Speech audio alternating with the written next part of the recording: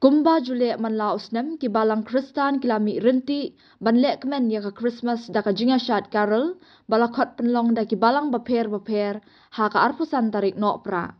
Kasor jawai ka balayo ya ka nam bakalong kerpang ya ka jingrak he ya ka Christmas bat ka jing pedang ya usnem thamai kala kering ya ki babun ban wan saki ya ka jing shat carol Christmas ha jawai. Ha ka shiteng senya ki balang baper kila penlong ya ka jinga seng ban pedang ya ka jingwan long brio ukulung Jesu Christ. La penlong ya ka jing duwai lang na ka benta kiri ki bashem jing bat ki baya snam ki bam yo ban nek kemen ya ka Christmas ban wan pai biang ka jing suk jing shngan ha kiri jongki. La penlong ru ya ki jing duwai ya ki bapang bashitom bashem jinjar ki bam yo shim benta ha ka Christmas bat ki wei.